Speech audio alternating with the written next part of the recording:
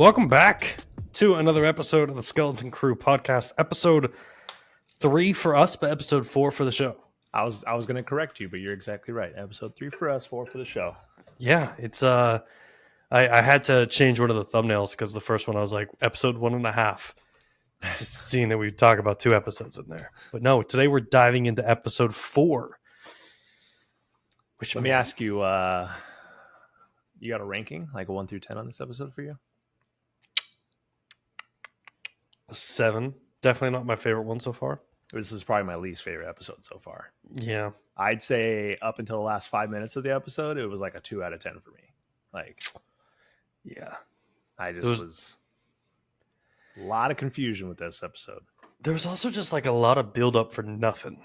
Yeah, exactly. Thank you. That's exactly how I felt. Was just so much of, I don't know. It unfortunately, and I hate to say this because I love Mandalorian, but it almost felt like a Mandalorian episode where it was like, we got a problem, we got to fix it. You got to do this for it. Like I was like, oh man, are we getting to this rotation again? Yeah. So I guess we could dive into it a little bit. So we learned that we don't land on Attin. We thought we were at Attin, and I was like, really? Are we just gonna? What was your first thought when they showed up? Did you think it was? So I had a theory that I was like, it would be super cool if they dealt with like space time. Dude, I thought the same thing. Yeah. And I was like, what if they were like star traveling and like interstellar stuff was going on. And it was all like, you know, they were traveling for what seemed like a couple days, but back on Attin, it was really like 2,000 years. And I was like, that's deep. That's a deep concept for a kid's show. So it's probably not happening. I thought the exact same thing as soon as it started, and it was like they might be at Attin. They're like, oh yeah, it looks like it, and they showed the homes, and then when they landed, everything just looked so like apocalyptic. And I was like, first thing I said, I turned to my wife, and I was all like, what if this is like 100 years later, 1,000 years later?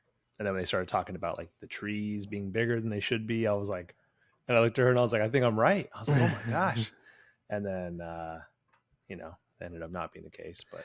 No, it was a planet with war and children fighting. So dark. So again, it was like this whole episode just felt like, I don't know. I would have been intrigued to see if they would have went down a route of space-time travel. And then I thought maybe when we first saw these troiks, as we found out they're called, I thought it was going to be a group of just kids, like kids running this world or something like that. But no, instead they were hiding from the Attin. Is that what it was?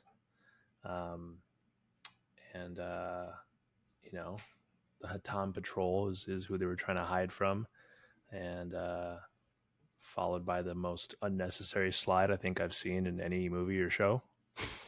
Did you catch that? Yeah.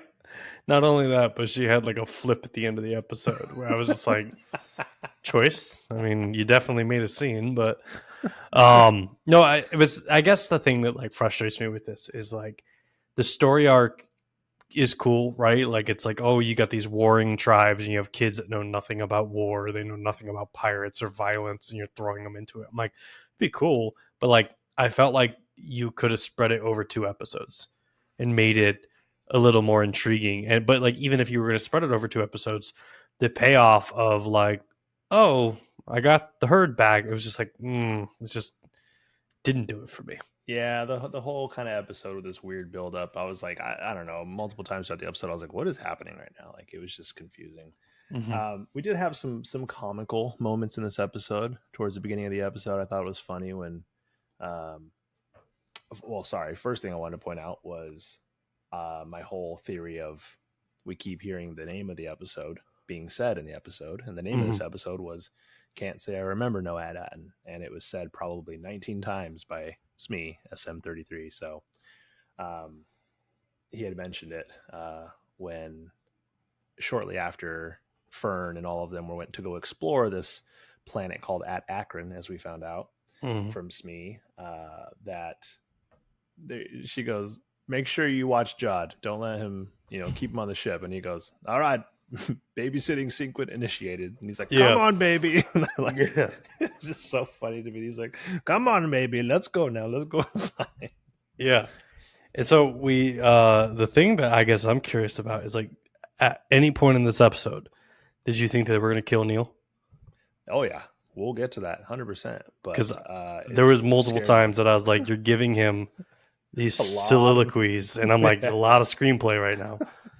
And I'm like, whole leading up to this episode made me feel like that, man. It was, and again, it was just, I don't know, this episode was kind of all over the place for me because, like I said, you had some weird moments of comedy. Like I said, with the whole babysitting sequence, I still don't fully understand the whole mind wipe thing, sort of thing that happened with Smee. I mean, he seemingly just was having issues remembering stuff all of a sudden, well, it's like and all hidden behind code, yeah, I right? guess that's kind of how it is. But it's like, okay, maybe that's what's going on. So he mentions at Akron is where they're at, Mm-hmm. as we see Jod kind of thieving, if you will, looking, rummaging through the kids' stuff, and he finds the old Republic credits. And we get this moment between Smee and him where he says he's a thief, and then he can't even remember stuff, and he says that they're at Akron, and he remembers it being a terrible place, and lucky they escaped, and blah blah blah. And so then we get this confusion where Jod's like, okay, well, so this is at Akron. Do you remember at Attin? And we get the multiple can't say I remember, no at Attin, and Smee's just seemingly confused at that point, and Jod's just continuously trying to get out of him. So we get the moment where the kids run into, oh gosh, what was her name? Hannah? Yeah, Is that she's right? kind of like a Hannah? warrior princess type of So like apocalyptic child. yeah, they're hiding from the Hatan patrol. We see this group of soldiers with like a tank, it looks like they had, with some Eopies. Is that the same thing that Obi-Wan was riding? I don't know. Eopie? I feel like they called it an Eopie. What one? Oh, and like in Kenobi? Yeah. Yeah, might be. I think they call it an Eopie in Kenobi as well, so I don't know. Yeah, no, it's basically a giant deer. Kind of. And I guess like this was the part that like if I did look at parts of the episode that I was like, oh, this is kind of cool. The idea that like we got to see through the kids' eyes that like, yo, the planet you're living on is really like heaven because you guys are unaware of any of the violence, you're unaware of any of the atrocities of like the empire and everything like that. But also you see like these kids who are so sheltered. And then we meet this character who's just like a war shocked child who's like, I'll take people out for getting my livestock. I'll burn their wheat. And it's just like they've become so accustomed to war. And it was like, oh, okay, that's kind of a cool concept. But again, for me, it's such a heavy conversation that I'm like, let it breathe. Give it another episode. Like expand these characters a little bit. That's a good point. I think I may have enjoyed the episode more if it was, because yeah, you're exactly right. They were definitely leaning on some pretty heavy hitting things that, again, we've kind of referenced that this is more for kids. But I promise you, if you took my kids and put them in some third world country, they wouldn't know what to do with themselves. Like Yeah. trying to get my kids to do chores is damn near impossible. Like I have like a whole reward money system for them, and it's like they're just whatever. It's like, I feel like, man, these kids just have no idea what other places are like, and even us, I'd say even us as kids, like it's not like we had it rough. No, Like not at all. we could have been born, be thankful where you're born, what you're living, the privileges you have, be thankful what's around you, and absolutely, I mean that's kind of what these kids are experiencing. Like you said, Neil was just he had this kindness about him, and he was so peaceful and everything, and they touch on that later on in the episode, saying that He's a lover, man. He's not a fighter. he's absolutely a lover. Heartwarming scene that we get where they're like getting their daily rations, and instead of Neo eating it, he's all like giving it to homeless kids Yeah. and hungry kids. And I'm just like, man, Neil's the guy. Neil's the Jedi of the group. Did I tell you there's a Funko Pop of Neil? No, wait, we might have talked about that. Yeah, I'm a big Funko Pop collector, and I didn't buy it, and this episode made me regret not buying it. I was like, I love this kid so much. Like, I just love his I want to squeeze his little face. Yeah, I love that he was like, the dust is getting in my trunk. And he was like having like, allergies. He was like, that was so funny. Yeah. All right, we're all over the place, just like this episode. Yeah. So the kids basically train for war, right? There's like they're giving them weapons and guns and batons, and they're like, all right, we're gonna go get our Eopies back from the Hatan tribe, and all the kids but Neil are into it, and then like they're like, well, let me show you a bigger weapon, and then they take Neil to the roof, and there's like a cannon the size of a city, and Neil's just like, no, I'm not fighting this war, man. That is huge. Mm-hmm. It's insane to me that a child like has access to some giant cannon like that. Yeah. Well, the other thing that was weird is like this was the first time in the show that like obviously they've used practical effects for everything for like the majority of it. First time they've used CGI in this show that I was like, ooh, that didn't play out well. Yeah. It did seem just a little yeah odd. I mean, obviously, it's something we don't see yeah typically, but yeah, okay, I can see that. What do you think about the General Strix character, the leader of the Troik, the one true ruler of Akron? The stick would get annoying as hell. Oh, it got so annoying.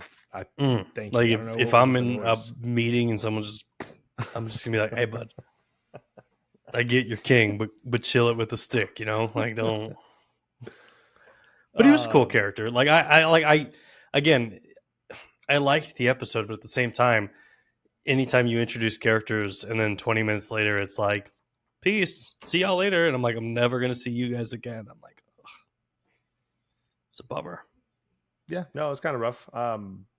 So obviously they said they treat kids differently because being the world they live on, kids need to grow up a little faster, it seems. So the skeleton crew was looking for Attin, looking for a star map, something to see if they can find it. And Hannah mentions that there's a place called the Fallen Sanctum that believes there could be some of use. So General Strix was like, keep that quiet. We don't want to be giving up all these secrets and stuff. And she's like, what? She's like, and so Fern says they're not scared. And he goes, you know what? Train with our warriors. See if you're brave enough for the Fallen Sanctum. And she's like, all right, let's do it. So we get this scene where they're training, shooting these weapons and things like that, which again, these kids have not seen this type of weaponry and stuff. So they're all about it, using them as like playthings. Like I'm surprised one of them didn't get hurt with the way they were just running around like, check this out. I was low-key hoping that there'd be a lightsaber. That like one of them would grab a lightsaber and be like, all right, I'm taking this. Like it's just a random lightsaber on the screen. Yeah, just like a random weapon. No, it was I don't know, it felt like fish out of water. Just these kids who were like, it's like when you give them like laser tag or paintball, kids are all in on it. Like they're just jumping into it, not realizing war. But then it gets dark quick, man, because like not only does Smee and I was about to call him his Jedi name. Jod. Wood. Yeah. Not only do they get captured by the opposing forces, but like we're like marching to war, right? Like they're like, time to go to war. And they're not putting the kids in the back. They're telling the kids to like lead the way to war. And it's wild. I'm just like, damn, dude, this got dark quick because you're putting Neil. Like this is where I was like, Neil's going to get shot. Poor little Neil. And he did. He got shot. He got shot right in the chest. And we're done with this. It was nice having this podcast. This is why it was a 7. Appreciate all the love and support. If Neil would have lived, we would have given this episode a 10. Yeah, but we're just done. Kidding. Neil lived. And yeah, I don't know. I'm trying to go ahead. I did like when they got captured though.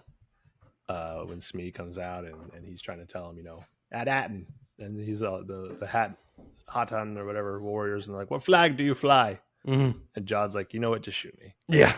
Just like I'm so done with it. Yeah. I laughed so hard at that. Yeah, that was one of my favorite ones. The other one where he basically got off the plane and he's like, it tastes ashy. Yeah. He's like, the planet tastes a little ashy, but so we get this scene where like the skeleton crew's walking forward and they're going into battle, and like we see through the cloud and the smoke one of the enemies come forward, and it's Jod, and he's like, hey guys, were you missing these Eopies? You guys the and he's like, yeah, here we go, here at the back, and he trades them back, and he's like, what can I give you? And he's like, I'll take the kids. And I think like the leader of the clan was like, you sure you don't want hides? Like which was kind of an odd thing too, because like, does he want him because he wants more soldiers for his army, or like, I don't know. He seemingly didn't really seem to care about him. I think that's why he's telling him to scout ahead. Like, But I John think, Nana Wood, Jack Silvo, Crimson, Cotton Eye Joe, whatever his name is, yeah, comes and saves the day. yeah, I think I would have actually liked to seen some combat. That it was that really like that moment in the episode. I was like, what are we doing? Like, Mm-hmm. I really was like, again, like you said, there was no payoff. There was no payoff to this intriguing backstory with war and battle and these characters being brought into the fold. And again, like you said, if they extended it over a couple episodes and maybe had, no, I guess I don't know, how would you end up where we ended up then? You know what I mean? Well, Suddenly that's the other God side too. He decides was to like, do "Yo, you need to be a negotiations. great warrior to get to this building," and I'm like, "They just hot wired an elevator. Like, why do you got to be a great warrior to get to the top? Like, there was no tasks or I don't know. It's just weird. It was, I don't know. It felt like a filler episode is what it felt like. It did, and obviously we're going to get to the important stuff here. Earlier in the episode, Neil, when he's having discussions with Hana, was mentioning that a lot of the buildings looked very similar to the ones on Attin.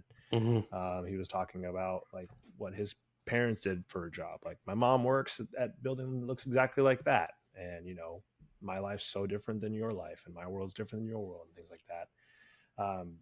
That's for just more of the mystery and intrigue of what the planet is and how it seems so similar. So after Jod shows up through the mist and explains, or he begins to explain to the skeleton crew that he traded some of the Republic credits for the Opies. And they're like, whoa. You have they calling them data trees, something like that. Mm-hmm. They're calling him something different, but he's like, yeah.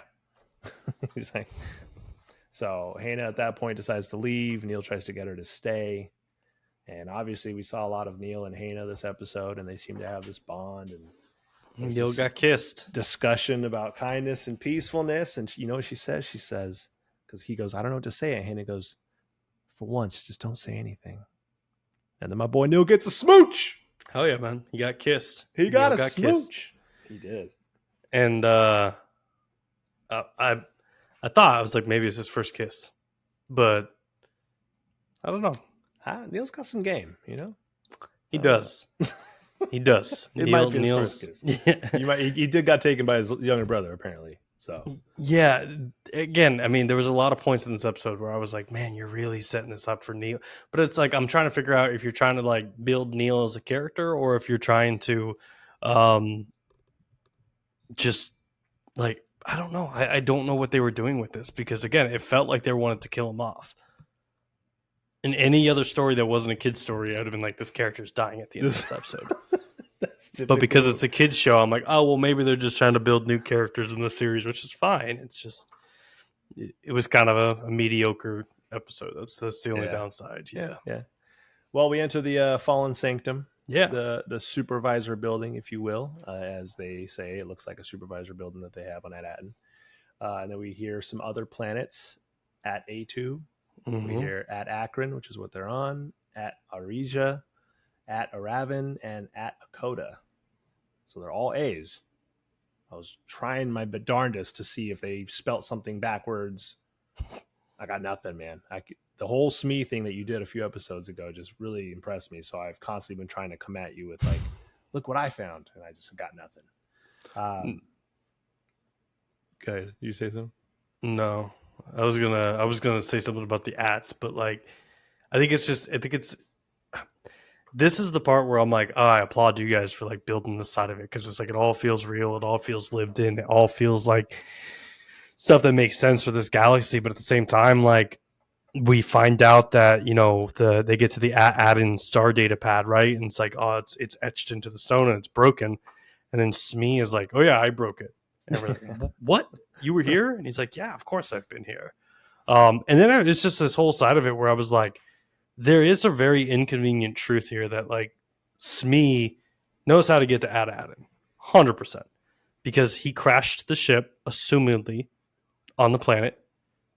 We find out that the captain killed their entire crew. Slaughtered, he said. Slaughtered. And then swore Smee to silence. That he's like, you can't talk about this, right? So it's like all this stuff's hidden from Smee, which makes me want to make a prediction for next week's episode. If I can for a second. All right. we're going to see someone that we've come to know return to the Star Wars series. Okay. We have a friend who works on robots, specifically getting into lost memory banks. Okay. I think we're going to get Babu Freak. Babu Frick is going to get into the database, and he's going to be able to tell us exactly where we're going. Hey! Yep. Shows up. Yep. Babu Frick. He's going to be in Skeleton Crew next week. Oh my gosh. Okay. I'll get into my theory, or my wife's theory, we'll say, in just a moment. Okay. So we'll finish off this episode. So obviously the coordinates are etched out. Smee admits that, he did it. And he's like, yeah, the last time when I was here with the last captain. So Fern's upset at this point, has this whole spiral conversation. She's down and out about her leadership skills, and Wim? Why did I forget his name? Wim? Yeah. Wim is like, no, you're a great leader. Like, and they just feel truly lost again at this point. And then Fern remembers the memory override that droids do, because they do as they're told, which, by the way, that one sentence right there debunked the first episode when we're like, oh, imagine doing that in school with all these droids. No, guarantee you the droids are programmed not to listen to the kids. You know what I mean? Probably true. Yeah, so, memory override doesn't work on them. So then she does this memory override because she's the captain now. And Smee suddenly remembers that Attin, explains that he slaughtered the whole crew. And then he goes, and Captain told me that if anybody comes poking around for the coordinates at Attin, to pull them apart. And then he starts getting real scary. I've liked Smee this whole time, and at that moment, he was real scary. You know what I mean? And then Brave Neil chucks a rock at his head. And like what you're saying, this whole episode was a build-up to Neil's death. I shouted. I was like, don't do it. Don't do it, Smee. That's what I said. That's all I said. He's like walking towards him. I was like, no, this is not about to happen. Like, I was like, we're done. I'm not recording this podcast after this episode. I'm That's done. the rule. If Smee dies, we're not, or if Neil dies, we're not doing the show. Captain Crimson Jack Silva, whatever his name is, saves the day yet again. Turns the off button. And I thought for one moment. Very convenient, by the way. Oh, yeah. I didn't even know they had an on-off button. Yeah, I mean, I'd be C-3PO just off all day. Just not even. Well, we have seen that. We have seen That's they true. shut him off. That is true. But yeah. So let's hear your wife's theory. She's got a theory of how they're going to get it. Yeah. So my wife immediately afterwards, she goes, I have a theory. And I was like, okay. And she goes, the captain of Smee's ship. I was like, okay. She goes, that's the supervisor of Attin. Ooh. And I was like, okay. So then she goes, he's a supervisor. And I'm like, what do you mean the supervisor? And she goes, there's a supervisor. Remember they said this is, and I'm like, well, they said it's like a supervisor tower. They didn't say. And she goes, no, there's a supervisor. And I was like, what are you talking about? So we literally went to episode 2 and 3 because I thought it was episode 2 when the parents were having that meeting and about like the lost kids. So I go to episode 2 thinking that's it. And we kind of speed through it. And we see Wendell coming out, freaking out because Wim had just taken off in the ship. And so we go to the episode 2 and the safety droids say to Wendell when he comes out of the trees, they're like, you're not supposed to be here. This is a restricted area. And I'm like, oh, snap. They're in a restricted area, conveniently where the ship was. And I'm like, okay. But again, not the supervisor thing I'm looking for. But that was the first. I was like, okay, interesting. I totally missed that the first time. Yeah. Or just overlooked it, I guess. Then, as the safety droid is talking to Wendell, the safety droid says, the supervisor will not, and then he gets cut off. And Wendell was like, I don't care. My kids are gone. And I'm like, oh. I'm like, there is a supervisor. Like, the droid straight up says, the supervisor will not, and then got cut off. So then I'm like, that was nuts. So then we go through the rest of episode 2. It's not the meeting. So I'm like, wow, was that really in episode 3? So then we fire up episode 3, and sure enough, we got the parents all freaking out like we talked about last episode. And in that episode, the safety droid walks in, and the first thing he says is, I have been sent by the supervisor. And I was like, oh my gosh, you're right. She goes, see, I told you. And I'm like, okay. And then they continues to explain that the kids have left the barrier illegally. So the window says, is the supervisor going to contact the Republic for help? And then they say the supervisor is not going to risk any contact outside of the barrier. And then they're like, forget the barrier. These are our kids, blah, blah, blah. And then all hell kind of breaks loose. And Fern's mom says, I request an immediate petition with the supervisor. So all this talk about the supervisor, like I don't know. I don't know if you remember any of that, but apparently there is a supervisor. So I think she's on the right track, but I was trying to figure out like, who's this supervisor? Like they talk about their great work, but what is this great work? Is it the treasure? What's this great work that's being done? Right. So my pitch to my wife, I was like, so why would this captain of this ship who slaughtered people suddenly want to be a supervisor and be peaceful at a planet? Like, don't you think he would be like more ruthless or wanting to do something with the money? So I think she's down the right path, but I'm trying to understand the why behind it. So that's way deeper than I thought you were going to go. Dude, we went down this whole path because I was like, I didn't catch any of this before, but starting to piece it all together, that's what changed. So it wasn't until after the episode that I was like, okay, that episode was way better than I thought, because all through watching the episode, I was like, this is a terrible episode. So, but I've got a theory. Okay. I've got a theory. And this might be like out there, but like I could see it working Disney wise. The captain is the mouse inside of Shmi's head. We see him all the time. And his name's Mickey. Yeah. But like, think about it. Like, what if this little tiny mouse is like using Shmi and like. He does come out at weird moments. Yeah, and we don't know what's going on. It's like, why does this mouse keep popping up? Interesting. I'm buying your wife's theory better than mine, but. No, but what you said is very interesting. What if something happens with that? Whether they're like, what's the captain look like? What if he just got turned into a rat or something by one of the witches or something? Crazier things have happened in the Star Wars universe. Yeah. We had an owl that talked. Yeah. There's a lot of interesting theories and thoughts. Mr. Tumnus shows up next week. I mean, we have talking animals now. We could just get Mr. and Mrs. Beaver, Aslan, the White Witch. Bring them all in, bro. Have the kids go through a wardrobe next week. Yeah, and then. Like, wait a second, I've seen this before. Hold on. Oh my gosh, I caught something insane. Okay. Totally insane. As I'm flipping through the credits of the episode we just watched, the visual art department in the credits, do you know what they're called? No. Nana Wood Studios. No way. Yeah. That's cool. No, that's really cool. No, that's not true? It's not true. Dang, I thought it was. I was going through it and I was like, whoa. And I like had to literally go and watch, and you know how long these credits are. Yeah. I had to go through and watch it. It's Narwhal Studios. I thought it said Nana. I was like, no way. Is that why? Is that why they come up with this crazy name? And I thought maybe that was why, but no, it's Narwhal Studios. Did you see the screenshot from last week's episode or 2 episodes ago where they were leaving the spaceport, the pirate port, and they were showing the ships in the background? And the ship from the Star Wars ride. What's the ride? Not Millennium Falcon. Not. Oh, are you talking about? Oh my gosh! Terrible Star Wars podcast right here. What is happening right now? That is like one of my favorite rides. Star Tours. Star Tours. The Star Tours ship was in the background at that port. Yeah, it was just like parked in space, awesome. And I was like, "Oh man, that's so clever." That's so cool. Yeah, I noticed the droid that drives the bus. Yeah, in the beginning was the same robotic droid that drives or used to drive Star Tours. So they definitely are doing nods to that. I think it's cool.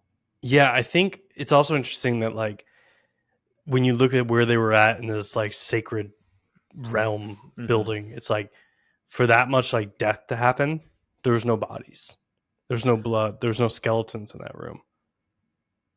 Yeah, again, that's where the confusion comes, because like I said, I think my wife's onto something, because what I said too is I said, well, look at it this way. I said, Neil kept mentioning how all the buildings look similar. Mm-hmm.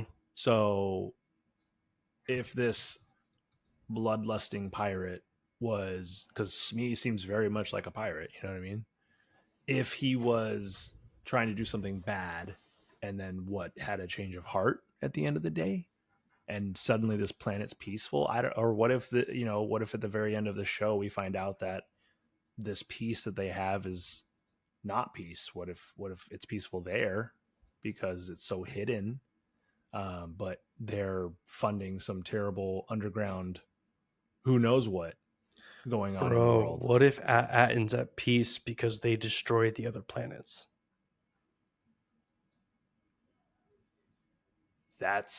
And they stole the treasure from the other planets.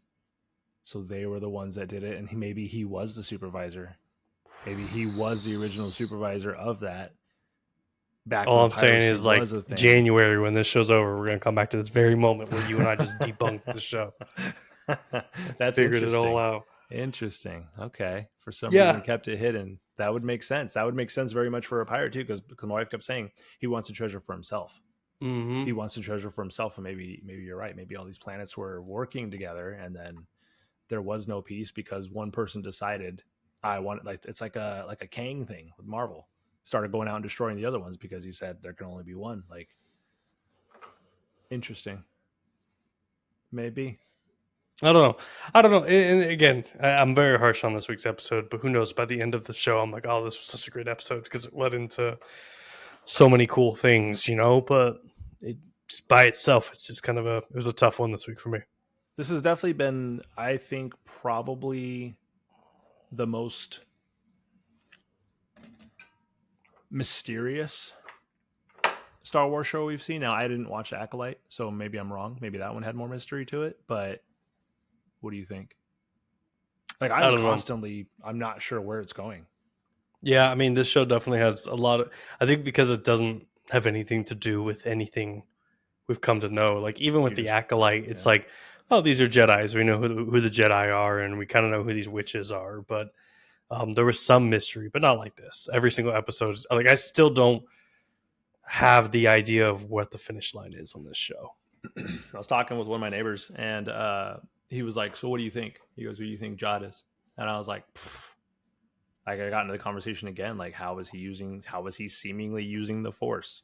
Or are we going to find out that he's just some magician of the Star Wars universe that can do things, but it's not using the Force, or, you know? Yeah, that's the side I was kind of hoping that we'd see, is like, because they made like a point in like the recap of like on last week's episode, they were showing like, but you moved something, and it was like, I was really hoping that they would just have like a cutaway scene of him like moving something in the ship, of showing how he did it, but I don't know. The Force moves through all of them.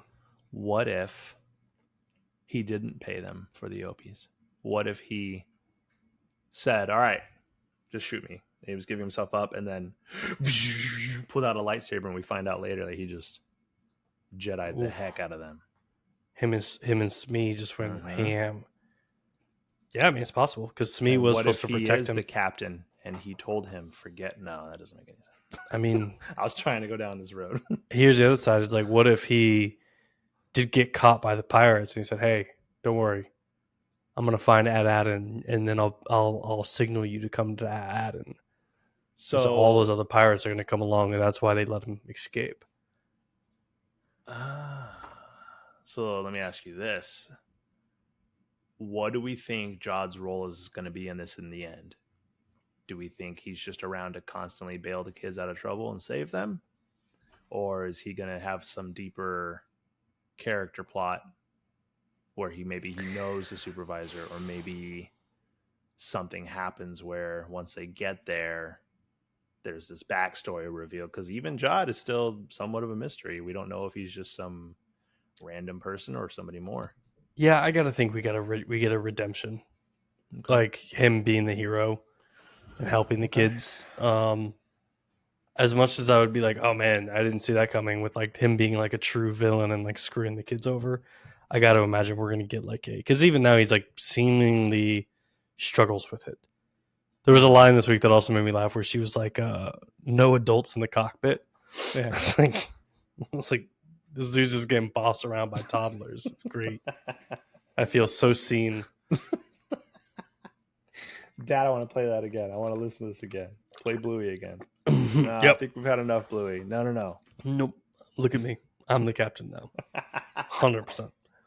But anyway, yeah. So next week's episode, we'll see where this all ties off, and I think we have 8 total episodes of the show, so we're halfway through. Halfway, wow. Yeah, so it's going to be very interesting to see where we end this at, and who knows, your wife might be right. We'll see. this will be a very interesting, like you said, episode for us to come back to and see how right or wrong we were at this point. So If she was right, she needs to come on the last episode and be like, I called it. I called. I don't even have a podcast. Y'all a bunch of losers. I predicted this episode 4. I mean, I will say I feel like she gave us a lot to talk about because me sitting here thinking, I'm paying attention to the episode, writing notes and stuff to do this podcast, and I completely didn't even catch those things, and she caught it. She caught that there's a supervisor. So, and there's a lot of mystery behind who the supervisor is. So we'll see. We'll find out. For sure. Well, until then, I guess we will see you guys in the next episode, and may the force be with you. You're my boy, Neil.